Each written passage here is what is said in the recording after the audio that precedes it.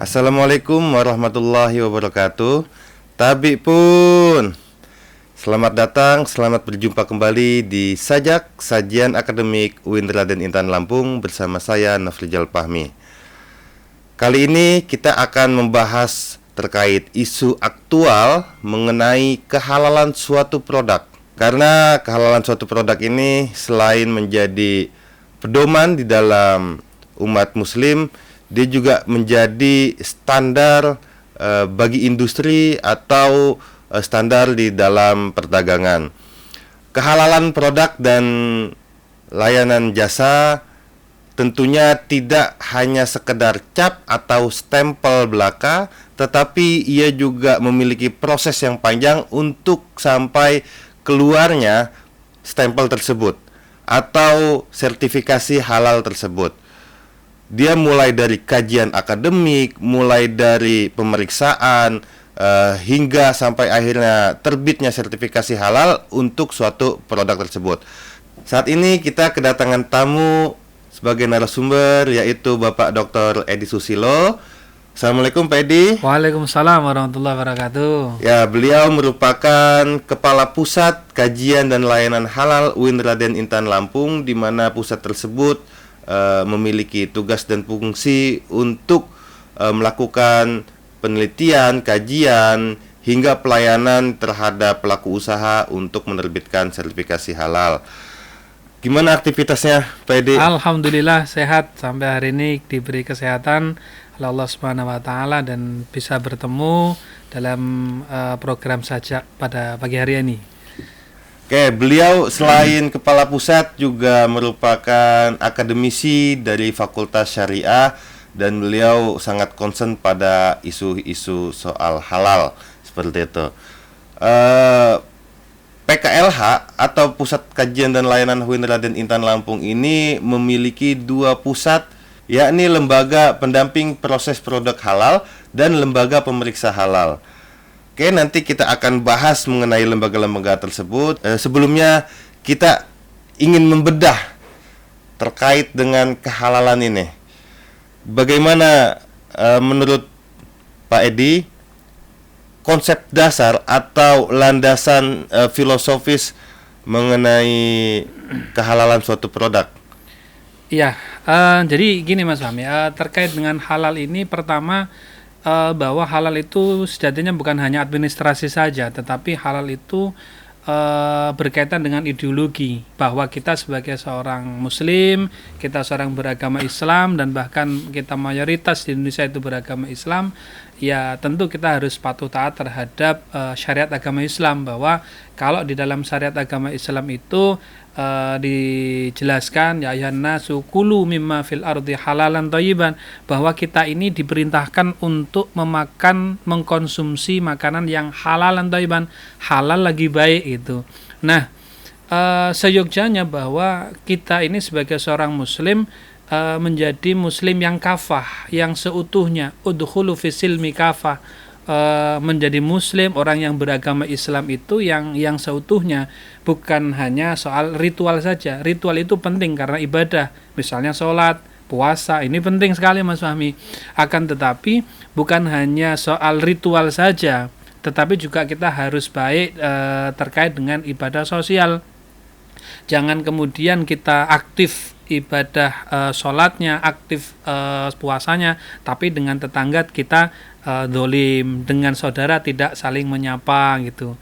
Nah, ini menjadi penting, bukan hanya soal ritual, bukan hanya soal sosial, tetapi juga terkait dengan makanan itu juga menjadi penting. Apa yang kita makan, apa yang kita konsumsi itu juga harus jelas kehalalannya. Kita sebagai seorang muslim harus berpedoman kepada kehalalan suatu produk yang kita makan, yang kita konsumsi.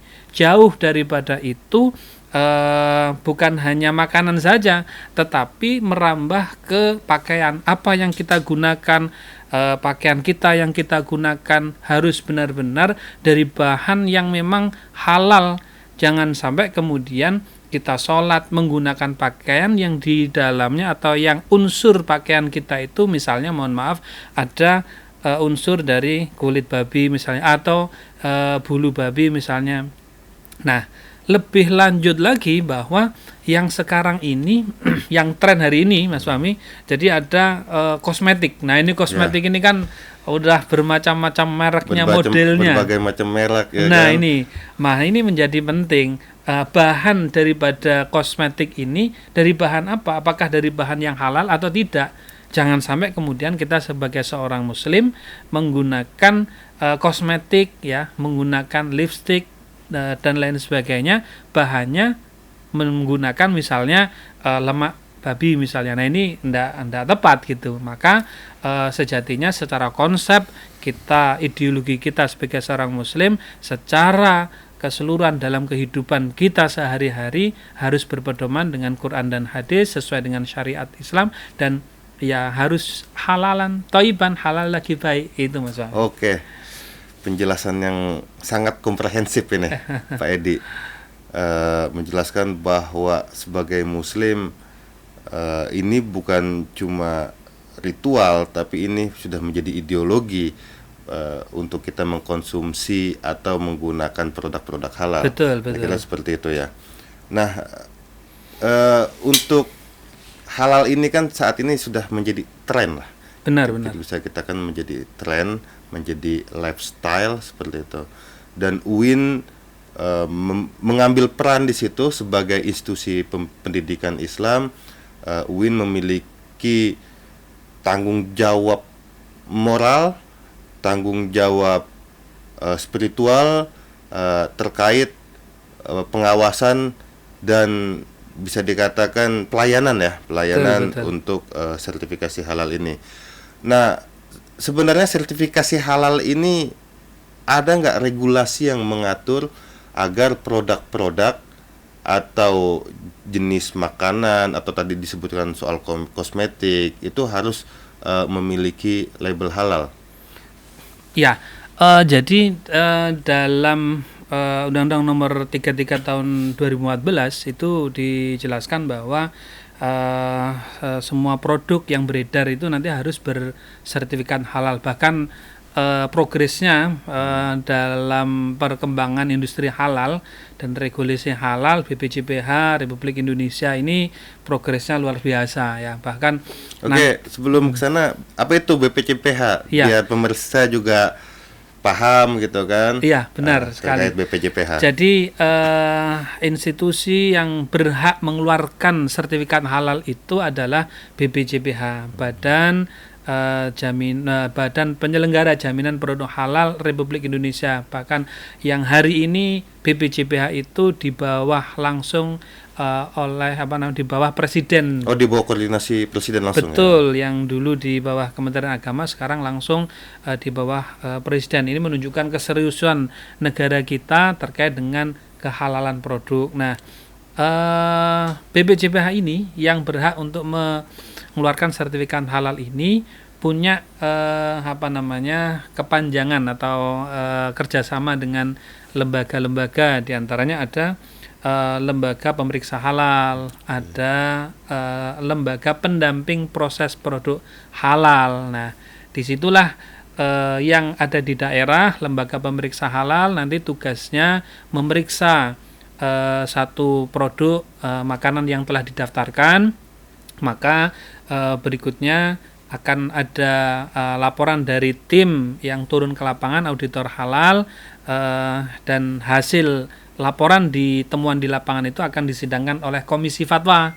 Nah, komisi fatwa ini yang menentukan kehalalan produk atau tidak. Ketika komisi fatwa ini sudah menentukan halal dan baik, maka bisa dilanjutkan, dilaporkan ke BPJPH dan keluarlah sertifikat halal di di BPJPH dengan proses yang reguler. Tapi beda Mas yang ini yang self declare itu sebelum ke sana. Artinya untuk mendapatkan sertifikat halal itu ada dua pola ya. Betul.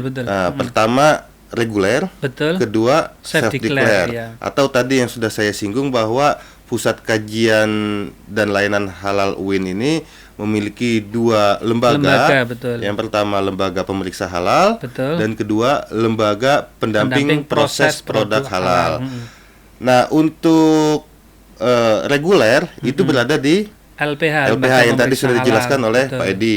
Nah, untuk LP3H ini, Nah, LP3H ini lembaga pendamping proses produk halal ini memproses sertifikasi halal yang self declare ya. seperti apa itu self declare? Jadi self declare itu deklarasi dari pelaku usaha tersebut tentang kehalalan produk yang dia miliki ya.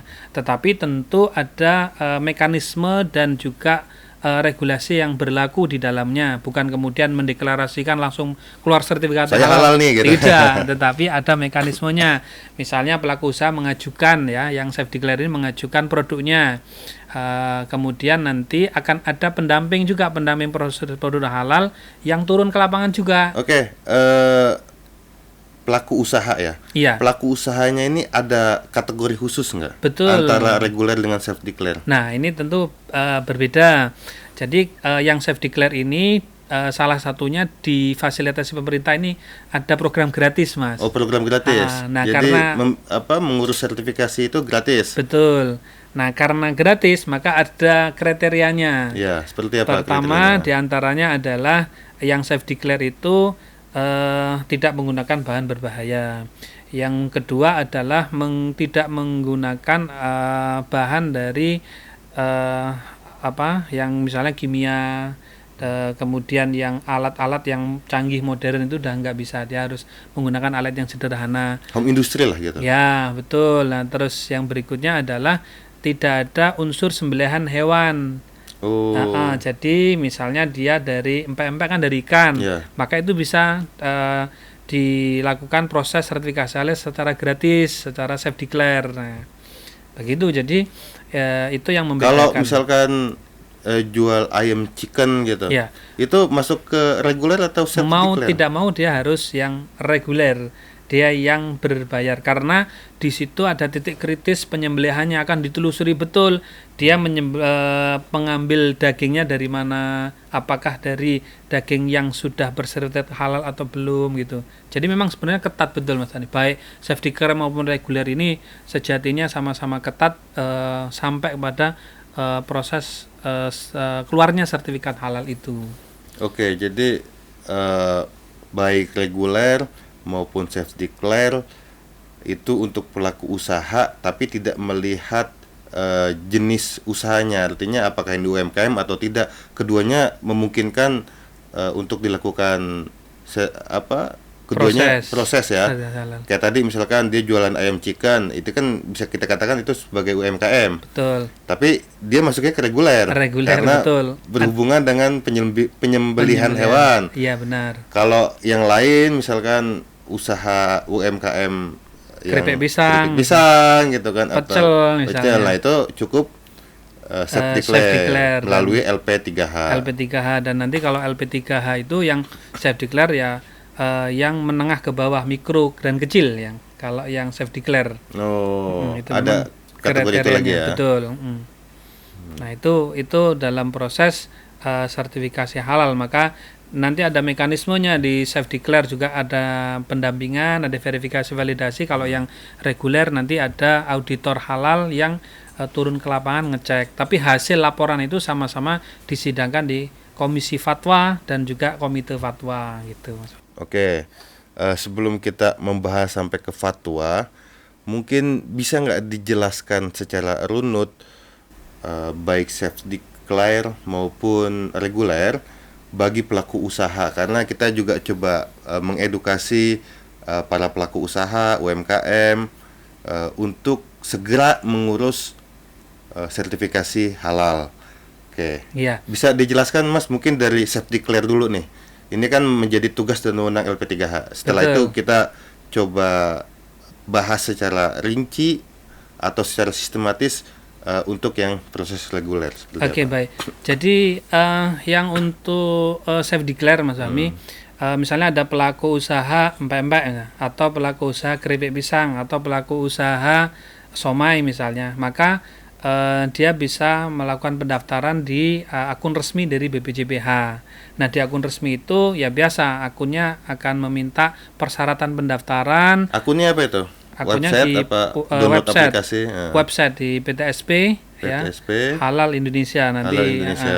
Nanti Itu akan bisa muncul. dicari saja di googling PTSP Halal Indonesia untuk mendaftarkan sertifikasi halal bagi UMKM. Ya, betul. Nah, nanti pelaku usaha daftar, kemudian biasa mengisi persyaratan-persyaratan dari biodata, kemudian outletnya, jenis produknya apa, lalu bahannya produk itu apa saja.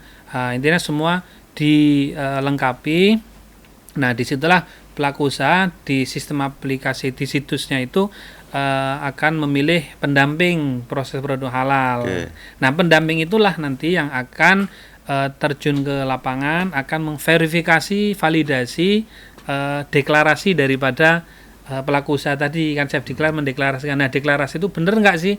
Nah, maka pendamping akan melakukan verifikasi dan validasi. Pendamping ini dari mana ini? Pendamping itu kita Mas Fahmi di pusat kajian dan halal di khususnya di LP3 kita punya pendamping ya. Kita punya 800-an pendamping 800 pendamping. Betul, di Itu Provinsi hanya Lampung. LP3H Win. LP3 Win. Dan Oke. itu nanti biasanya di sistem otomatis akan muncul pendamping-pendamping kita.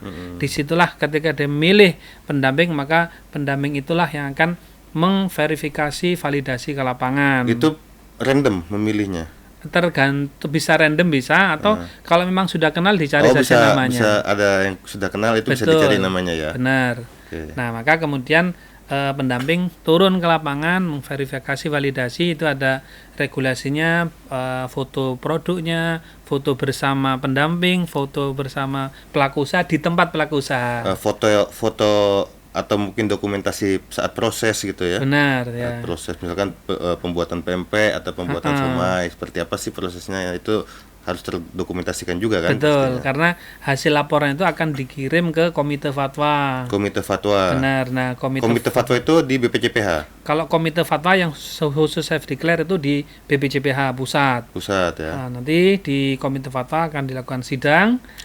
Hasil sidangnya ketika sudah keluar ketetapan halalnya, tidak lama lagi, biasanya selang 1 hari sertifikat halal akan keluar. Artinya prosesnya cepat ya. Benar ya.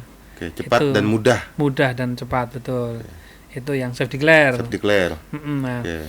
kalau yang reguler, itu prosesnya hampir sama sebenarnya. Pelaku usaha melakukan pendaftaran ya, Melalui PTSP tersebut. betul.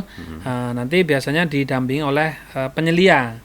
Jadi Oke. penyelia itu sejatinya dari pelaku usaha itu sendiri. Jadi penyelia inilah yang menjamin bahwa proses di rumah makan tersebut, misalnya rumah makan atau pelaku usaha tersebut, kehalalan produk, maka ketika sudah mendaftar, maka berkasnya akan direview oleh BPJPH. Ketika persyaratannya sudah lengkap, maka akan dilanjutkan ke LPH, Lembaga Pemeriksa Halal UIN Raden Intan Lampung. Nah, ketika berkas itu, dokumen itu sudah masuk Mas Fahmi di LPH kita, maka kami di LPH akan menerjunkan auditor yang kita miliki untuk memeriksa pelaku usaha tersebut atau rumah makan atau usaha daripada pelaku usaha tersebut. Misalnya auditor kita turunkan 3 atau 2, nah itu. Oke, kalau yang proses reguler ini sepertinya lebih kompleks ya. Iya, Lebih kompleks. Dia harus ada verifikasi berkas dulu benar. oleh BPJPH, baru setelah itu BPJPH menyerahkan ke LPH. LPH. Nah, Gitu. Dan di LPH itu sendiri, kalau tadi di LP3 ada pendamping, kalau di LPH ada auditor. betul. Nah, kriteria auditor ini seperti apa? Nah, auditor ini tidak semua orang bisa. Terus saya memang sekarang nggak bisa jadi auditor ini. Oh gitu. Jadi auditor itu adalah orang-orang yang alumni dari sains, dari orang sains. Nanti yang memiliki keilmuan sains. tertentu, yaitu sains. Jadi nanti dia akan harus ikut pelatihan di lembaga yang terregister oleh BPJPH. Jadi selain dia alumni atau memang lulusan dari sains, dia harus ikut pelatihan dan harus lulus dari pelatihan yang terregister dari BPJPH. Untuk mendapatkan predikat auditor itu. Betul. Jadi memang nggak sembarangan ya Nggak sembarangan. prosesnya ini. Karena yang paham tentang produk, Mas Fahmi, yang paham tentang bahan-bahan itu ya orang-orang sains, orang kimia, orang biologi. Ya. Jadi kalau kita orang syariah atau orang sosial itu ini produknya apa, ini bahannya apa, nah itu kurang detail, kurang paham. Nah orang sains inilah ketika terjun nanti di masyarakat, di pelaku usaha misalnya ada rumah makan atau catering misalnya, maka akan jeli selain memang basicnya sains, dia juga memang sudah ikut pelatihan dari BPJPH dan itu akan melihat produknya, bahannya apa, kemudian dia nanti prosesnya bagaimana. Nah nanti itulah yang kemudian para auditor ini akan membuat sebuah istilahnya laporan, Mas Fahmi, yang nanti akan dikirim atau akan disidangkan di Komisi Fatwa Provinsi Lampung. Oke. Nah, tadi kita kembali setelah diperiksa oleh auditor, apa tahap selanjutnya untuk proses reguler ini? Betul. Ketika sudah diperiksa oleh auditor, maka di situ nanti ada catatan-catatan apakah ada revisi oleh pelaku usaha atau tidak. Tetapi ketika sudah fix, datanya sudah oke, maka tahap selanjutnya laporan ini akan disidangkan di Komisi Fatwa. Komisi Fatwa. Betul. Di pusat juga. Komisi Fatwa kalau untuk reguler bisa milih di Komisi Fatwa Provinsi. Oh, bisa di provinsi. Komisi Fatwa MUI ya. Oh, iya. MUI. Jadi tetap kita melibatkan MUI, Majelis Ulama Indonesia, bisa milih di Provinsi Lampung dan itu bisa dilakukan proses bersama Provinsi Lampung, tidak harus ke pusat. Oh, tidak harus ke pusat kalau yang untuk reguler ini ya. Oke. Nah, ketika sudah kita sidang nanti ya di situ akan dipertanyakan hasil auditnya bagaimana gitu kan. Nah, setelah itu kemudian ketika sudah fix ke Komisi Fatwa MUI itu sudah mengeluarkan ketetapan halalnya, maka MUI pun akan membuat laporan lah ke BPJPH bahwa produk tersebut sudah halal misalnya. Jadi BPJPH menerbitkan sertifikat itu berdasarkan hasil dari ketetapan halal MUI. Betul. Komisi Fatwa MUI tersebut. Benar. Oke, itu tadi proses dari self declare maupun reguler. Dan di UIN kita punya reguler, self declare kita punya. Kita punya ya, kita punya. Nah, kalau auditor itu kita punya berapa di UIN ini? Auditor kita sudah punya 9. Jadi beda kalau pendamping itu memang prosesnya ada proses mekanisme tersendiri. Jadi sehingga lebih banyak. Kalau reguler ini memang karena ada kekhususan tadi ya benar. Keilmuan, pelatihan seperti itu kan. Tidak sembarangan. Nah, kalau untuk proses reguler ini di LPH ini ada nggak yang memerlukan penelitian lebih lanjut melalui laboratorium misalnya? Nah, betul.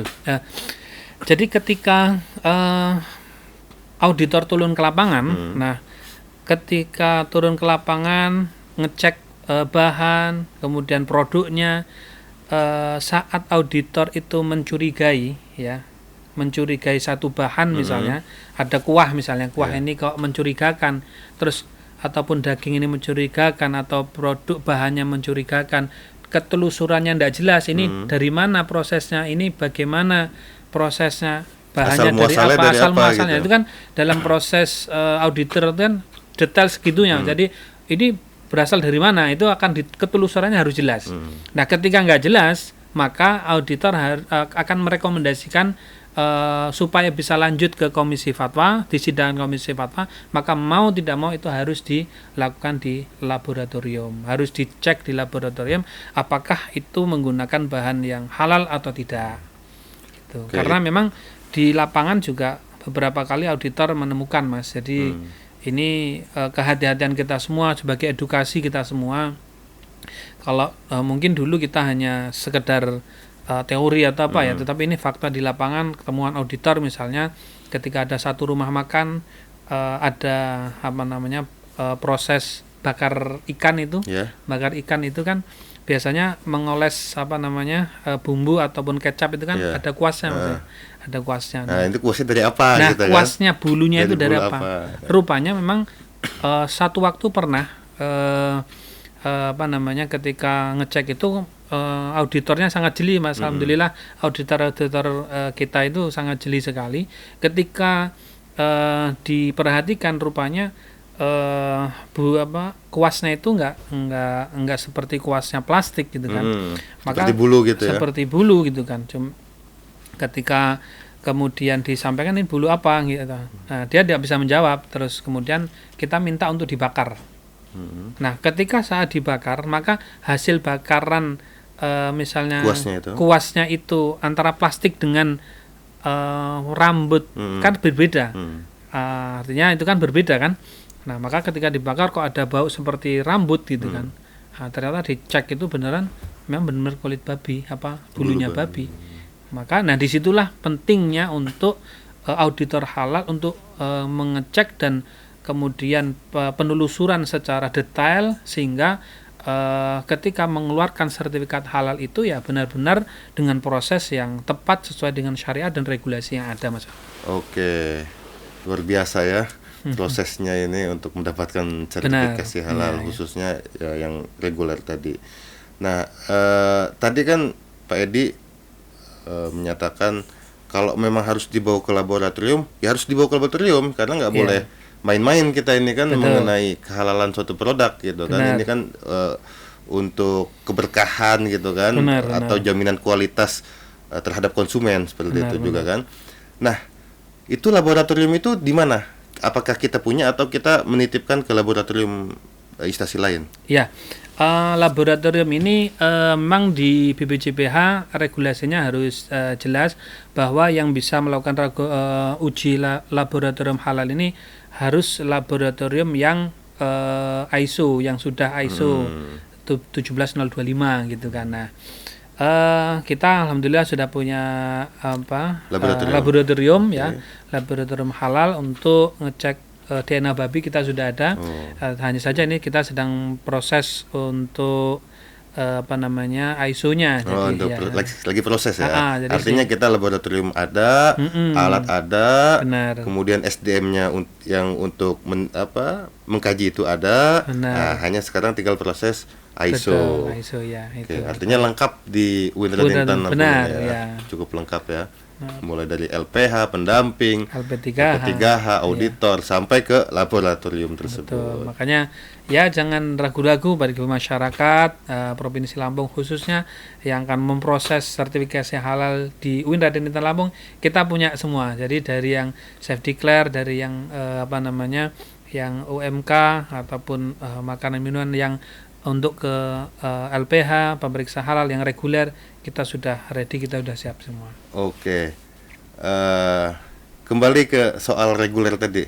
Tadi kan disampaikan oleh Pak Edi bahwa self declare itu gratis. Benar. Nah, kalau reguler ini seperti apa? Nah, yang reguler ini memang yang berbayar ya. Reguler ini berbayar karena kita mengikuti regulasi yang ada di BPJPH. Dan kenapa kemudian berbayar? Karena memang secara proses yang reguler ini lebih kompleks karena akan melibatkan banyak hal. Di antaranya adalah adanya auditor ya, auditor yang harus turun. Selain nanti ada administrasi ke BPJPH, kemudian auditor turun. Nanti belum kalau memang mengharuskan dalam kasus tertentu, misalnya komisi fatwa yang memang harus turun gitu, memang itu ada mekanisme atau regulasi yang harus mengeluarkan biaya di reguler. Nah, di self declare itu pemerintah memberi memberi fasilitas gratis untuk self declare ya.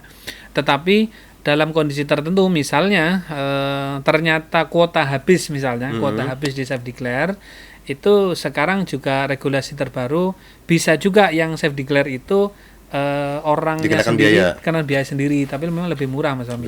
Dia hanya 230.000 ya. Untuk proses yang declare. Kalau reguler kisaran berapa? Kalau reguler akan melihat jumlah menu memang. Oh, jumlah. Ya, misalnya makanan minuman menunya ada berapa. Semakin menunya banyak, maka ya semakin mahal pastinya. Atau semakin outletnya banyak, nah itu ya akan mahal gitu. Nah, itu sertifikasi halal itu berlakunya sampai kapan? Nah, regulasi terbaru bahwa self declare maupun reguler, pokoknya sertifikat halal yang dikeluarkan BPJPH itu sekarang setelah memproses sertifikasi halal keluar itu bisa berlaku selama-lamanya. Oh, selama-lamanya? Selama tidak ada perubahan bahan. Oh, selama tidak ada perubahan bahan. Tapi kalau ada perubahan bahan, maka mau tidak mau dia harus mengajukan lagi. lagi. Misalkan dia mau menambah ayam geprek. Awalnya ayam geprek original, terus jadi ayam geprek keju. Betul, gitu kan. Artinya yang keju ini harus diproses ulang. Nah, disitulah kejelian dalam regulasi di BPJPH itu, Mas. Di BPJPH ya. Oke, permisah cukup lengkap kita membedah mengenai soal kehalalan suatu produk. Nah, tadi Pak Edi juga menyinggung soal kuota. Benar. Sebenarnya ada nggak sih target kuota dari pemerintah pusat untuk di setiap daerah atau target di tingkat nasional, baik itu untuk self declare maupun untuk reguler? Ya, BPJPH memberi target-target tertentu ke setiap provinsi malahan. Oh, setiap provinsi. Jadi setiap provinsi itu ada target-target tertentu untuk proses sertifikat halal. Makanya kemarin Kepala Badan Bapi Haikal datang ke Lampung, diantaranya adalah melakukan MOU dengan pemerintah daerah, provinsi dan kabupaten kota di provinsi Lampung dalam rangka mensukseskan sertifikasi halal untuk memperkuat industri halal di Indonesia. Maka untuk membantu masyarakat dalam proses sertifikasi halal ini di LPH maupun di LP3H diminta untuk berjuang, diminta untuk terus aktif dalam membantu masyarakat dalam proses sertifikasi halal, Mas Fahmi. Terima kasih Pak Edi. Sebelum kita tutup, bisa nggak menyepil gitu, atau tadi kita sudah membahas mengenai lebih ke arah produk makanan dan minuman, bisa nggak dijelaskan secara singkat industri lain, misalkan industri jasa atau sekarang juga dikenal dengan wisata halal gitu bisa nggak disampaikan secara singkat kepada pemirsa agar pemirsa juga memiliki pemahaman mengenai apa sih sebenarnya halal itu gitu kan? Jadi dalam proses sertifikasi halal, sebagaimana tadi dijelaskan, itu bukan hanya soal makanan minuman saja, tapi seluruh kehidupan kita selayaknya seharusnya memang harus berpatokan kepada syariah yang kehalalan produk Maka di BPJPH ini punya target kadar tertentu, Mas, terkait dengan kehalalan dalam kehidupan. Di antaranya adalah nanti tahun 2026 itu 17 Oktober 2026 makanan minuman yang beredar itu harus sudah bersertifikat halal. 2026. Benar. Nah, nanti ada target tahun berikutnya, nanti baru merambah ke kosmetik. Jadi kosmetik itu harus disertifikat halal. Kenapa? Karena urgent, karena penting. Bahan-bahan yang digunakan itu menggunakan bahan berbahaya enggak? Menggunakan bahan dari unsur babi atau tidak gitu. Jadi seolah-olah kita yang non science kita seolah-olah ngapain sih itu halal kok perlu dihalalkan gitu. Padahal penting sekali karena di dalamnya bisa saja bahannya itu bahan yang non halal, bahkan misalnya dari babi juga sering ditemukan gitu kan Nah, kemudian pakaian secara normal, secara awam, ngapain sih kan pakaian sudah biasa saja kan gitu kan kita kan mikir sudah, yang penting kita nutup aurat sudah kan gitu kan. Nah, rupanya setelah saya terjun di perusahaan halal itu sangat penting sekali karena bahan daripada pakaian, bahan daripada baju, celana itu tidak semua dari bahan yang halal, bisa saja terkontaminasi yang tidak halal Misalnya ada dari kulit babi, ada dari bulu babi, maka yang enggak layak kalau misalnya kita seorang muslim sholat tetapi ada unsur babi di dalam pakaian kita kan gitu. Maka yang dalam hal ini yang penting, Mas Fahmi, itu justru menurut saya di Indonesia ini kan mayoritas orang muslim. Itu yang dilindungi itu justru yang mayoritas ini. Biasanya kan kita dengar yang dilindungi yang minoritas. Tapi persoalan halal justru menurut saya yang mayoritas ini justru yang dilindungi. Karena belum tentu yang beredar ini kehalalannya apakah halal atau tidak kan belum jelas. Maka penting sekali standarisasi kehalalan produk, makanan, jasa, pakaian, semuanya ini yang jelas-jelas halal, sehingga kita sebagai seorang muslim ya kafah semuanya Ya, itu. oke, yang tadi di awal udah Pak Edi singgung bahwa secara filosofis ini sudah menjadi ideologi gitu, karena Benar. memang ini sudah menjadi landasan yang sudah tertera di dalam Al-Quran dan Al-Hadis. Iya, Begitu ya. benar. Dan alhamdulillah kita UIN Raden Intan Lampung melalui Pusat Kajian dan Layanan Halal baik LP3 maupun LPH, kita sudah memproses sertifikasi halal, kita sudah 8.000-an Mas. 8.000, wes, Benar, luar ya. biasa pemirsa. Jadi Ini Pak Edi ini sudah bersama tim sudah mengeluarkan 8.000 sertifikat halal. Itu untuk di Lampung ya? di Lampung ya. Jadi jangan ragu-ragu bagi masyarakat untuk memproses sertifikasi Atau halal ada itu target selalu. tertentu nggak dari BPCPH ke Pusat Kajian dan Layanan UIN ini? Misalkan harus nambah sekian gitu. Kalau target memang kemarin target provinsi ya. Oh, tapi target provinsi. Provinsi ya, nanti kita mendukung Provinsi. target tersebut ya, meskipun di LPH itu di target ada 132 sertifikat halal yang LPH-nya ya. Untuk di tahun ini. Tahun ini ya, dan mudah-mudahan ini bisa tercapai lah. Oke, mudah-mudahan. Oke, cukup menarik pembahasan kita dengan Pak Dr. Edi Susilo selaku Kepala Pusat Kajian dan Layanan Halal UIN Raden Intan Lampung. Kita jadi tahu bagaimana ternyata proses halal itu tidak cuma sekedar cap, tapi memang ada beberapa tahapan, ada beberapa rangkaian sehingga suatu produk bisa tersertifikasi halal. Oke. Sebelum mungkin ada closing statement dari Pak Edi.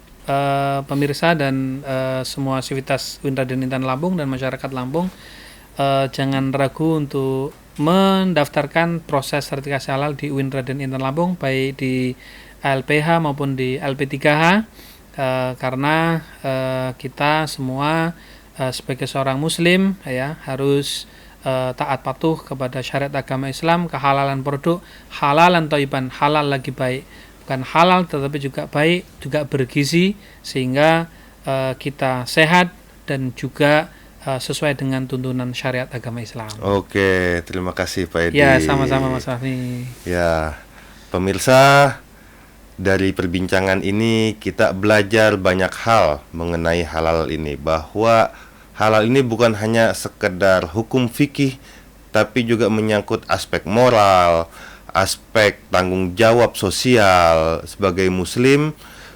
Penting bagi kita tidak menjadi konsumen yang pasif, tapi kita juga harus berperan aktif dalam membangun ekosistem halal yang ilmiah, kredibel, dan keberlanjutan. Kami mengucapkan terima kasih yang sebesar-besarnya. Ya, terima kasih sama-sama, Pak Mas Edi Raffi. sudah hadir di acara Sajak. Semoga perbincangan ini, semoga yang disampaikan itu bisa menjadi pencerahan bagi pemirsa, bagi sivitas akademika, dan bagi masyarakat umum, sehingga apa yang sudah dibahas bisa menjadi wawasan, menambah wawasan, dan tentunya untuk meningkatkan kesadaran tentang pentingnya produk halal tersebut.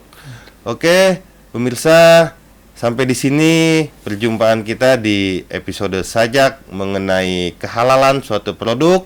Terima kasih. Saya mohon undur diri, sampai jumpa di episode berikutnya. Wassalamualaikum warahmatullahi wabarakatuh. Waalaikumsalam warahmatullahi wabarakatuh.